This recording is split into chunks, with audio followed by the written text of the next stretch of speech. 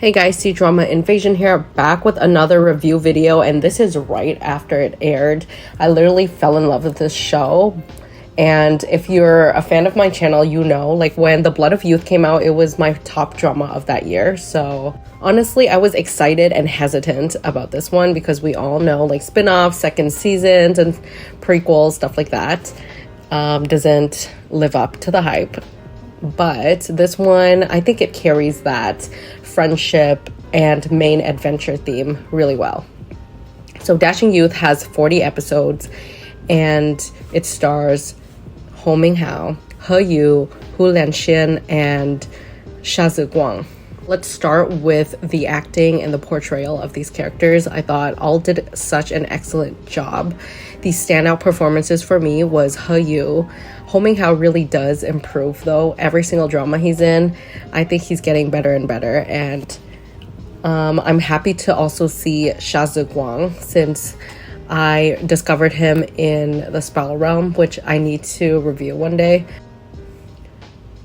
But all of them did great in terms of like the banter, the friendship, the romance, and martial arts scenes. My favorite performance has to be He Yu, which I was shook when I realized, oh, he's Fu Rongjun, that like silly yet ends up being a very lovable character in The Legend of Shenli. So wow, totally opposite of that character. He's very serious here. He has a tragic backstory, and he's on the path of revenge for his family who was wiped out. And that kind of sets up the personal vendetta. And I really enjoyed the writing for all these characters. Each of the main three has their own ambitions. And what's so lovely about their friendship is it feels very pure and touching. They never tried to change each other. They always understood each other and kind of supported the other, even when they end up on different paths. You can tell how much they care about each other. One of my favorite things about The Blood of Youth is that it has the coolest character introductions, and there's so many characters, yet it's never confusing. Each one has their own styling and their own technique, martial arts. At the first few episodes, it was very fun, upbeat, adventurous. You have the main lead who has to compete in a bunch of trials, and he will be the new disciple and also the face of this adventure and this generation. There's heavy CGI, but I thought it was well done. And I love just learning about all these generations. And honestly, one day I need to watch this drama and Blood of Youth back to back. I think if you like Joy of Life in terms of like the witty dialogues, banters, and interactions, I think you'll like this drama. So they're not the same, but I'm saying like Fan Xian's character and Bali Dongjun, they have this like wittiness and charisma to them. They meet a lot of powerful people on the way that helps them pave the path to success. I think this drama captures the essence of exploration so well. Each little arc or destination, whether it's like a smaller scale, moving from city to city, feels so thrilling. Almost like how when I'm traveling to a new place each time on vacation, that type of thrill, they manage to get me so excited for the next city, the next town, or wherever the main leads will be going. But mostly it's in Tianqi. One of the best characters has to be Immortal Master Li, which is the head of the academy. He's written so well, and the actors that played him, whether it's the young version or the older version, really nailed the role. Although seeing them all improve in their martial arts and make a name for themselves or help people is really great. I just love the time when they were just moving from city to city, and it was just really sweet and nice. Just seeing them having a meal and those little banters between the group is so great. All of these side characters were very likable and also very distinct and memorable. I really liked Lei Mangsha, the one with the craziest laugh. Like, he will catch you off guard every time and it makes me laugh. He's so fun. I wish we got more of him, especially in the last half, even though that's when all the serious stuff was going down. I definitely really missed the original few, and every time they bump into each other, it just felt like nostalgia. Since it's a prequel, if you watch The Blood of Youth, you know how certain things will end. And even so, I still completely fell in love with these characters, even when I told myself, okay, maybe I shouldn't get so emotionally attached to this person or that person. I was so invested. I was binging every single episode the second it came out. The music is really good. That theme song is just super uplifting, powerful, really suits the characters in this drama. Although this drama goes at a very steady pace and sometimes we're flying like 10 to 12 years in the future, I was never lost or confused. Bailey Dongjun really takes over this drama most of the time, even though we have like technically 3 main leads. I would have loved to see more Sukong Changfang. Him and Ye Dingzhe really needed extra screen time, but I guess they capped it at 40 episodes.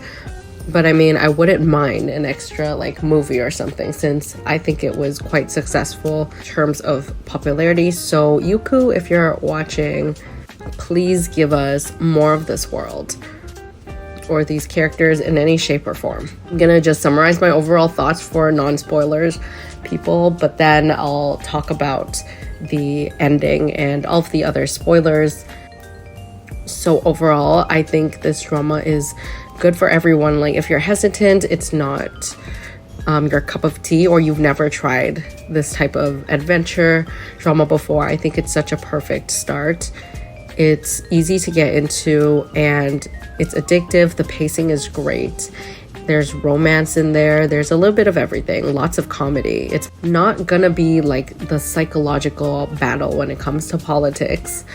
It is a drama with much lore and such a vast world, and you get to meet a lot of these people, though they're not fully fleshed out, because I feel like maybe we're going to get a prequel of a prequel or another spin-off soon, hopefully. But there's just so much to dive into this world, all these types of factions. We even got like the Dark River and like the Rain Demon and all these people where we only saw little bits of, but I'm very intrigued. It's super creative, and the friendship is honestly just beautiful, especially spanning all those years. My overall rating for this is 8.5. I was hooked, addicted, but I'm definitely gonna jump into some spoilers. So I'm gonna count down from 5, and I'll see you guys next time you complete this drama. You can come back and watch that. Okay, 5, 4, 3, 2, 1. Bye-bye. Okay, for the ending, it broke my heart, but like I said before, we all kind of knew what was coming because it was stated clearly in The Blood of Youth.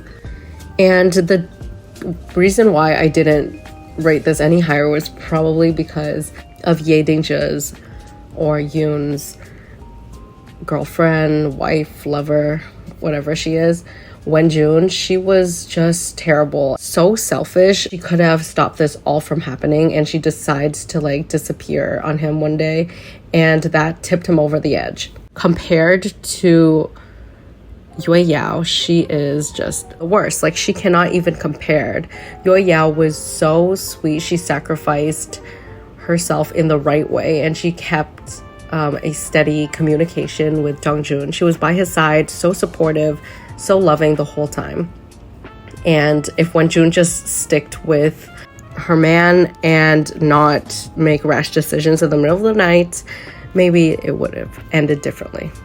Also, I thought her acting was weak too. Like at the end when he passed away in front of her face, like her acting was just kind of the same the whole drama, and it wasn't that great. It was really heartbreaking, but the actor did such a great job.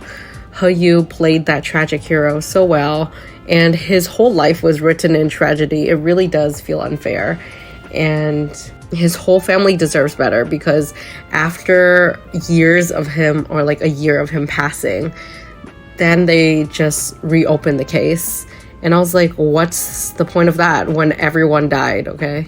I think the best part about the last episode was Bailey Dongjun just calling out Wenjun. That was my favorite part.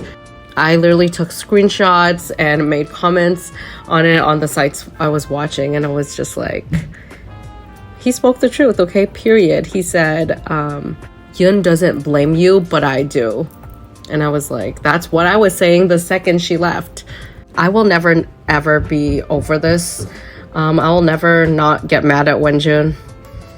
I saw a lot of people commenting about how we didn't see Yue Yao die, and apparently that's supposed to happen, if not now, then in the next 12 years before the Blood of Youth generation comes out. But you know what? Dongjun needs a break, okay? And I think we can just leave that to our imaginations, because it will be too painful if we're gonna have like 12 years later and he's just sitting at her grave. Of course, I do want them to talk about it more, maybe in like the next series, I don't know, which means they would have to do one in the future. They would explain it, I don't know. But I think people are just confused. They're like, how is she gonna pass away in that state when they literally look like the perfect couple? It was so bittersweet. It would have been better if they gave us a happier ending. I really wanted Master Lee and everybody to come back after the war, after decades, and just hang around the campfire. Something like a story of Cunning Palace, like that on New Year's, just drink and party like they used to. That would have been the perfect ending in my mind, and it would heal a little bit from the sadness of Yun's passing. So for sure, this drama isn't without its flaws or plot holes. And for once, I think they should have did Dashing Youth Part 1, Part 2, because it easily could have had 10, 15 more episodes and split it into like 25 episodes a season. I feel like that way I would really get to know Sekong Changfeng during all those like years where he's on the battlefield with the prince and protecting him as the four guardians. There were so many cool characters that we actually only got a glimpse of. I really hope to see the younger actor of the Immortal Master Lee, Nangang Chunshui, get a bunch of leading roles in the future, because he was so impressive. That scene when they transitioned from that pose of him on the water and using up his energy, transforming back to 30 years younger, he looks so cool. And he mimics the same energy as the older actor. It blended seamlessly from his posture to the little details he ate, and apparently he's only 24 years old, and too bad. He's in a lot of supporting roles for now, but hoping one day. Let me know your thoughts on this drama in the comments, and if you talk about the spoilers, the endings, make sure you write that in like big bold letters, skip a couple lines or something, just in case somebody else gets spoiled. I am currently watching Are You the One? It's like my favorite right now. And you guys convinced me to watch Love's Rebellion. I dropped that one after like 2 episodes, but you're like, hold up, it gets really good and cute and sweet later on. So just give it like up to episode like 9 or so. And I'm on episode 8, and it's actually starting to pick up. I'm liking the dynamics a little bit more, so I'll probably stick to this one till the end and give you guys a review after I'm done. So subscribe if you haven't already. Let me know your recommendations of other 2024 dramas I may have missed. Maybe shorter web dramas. The only ones I've watched this year is Hard to Find and Fortune Writer. And I'll see you guys in the next one.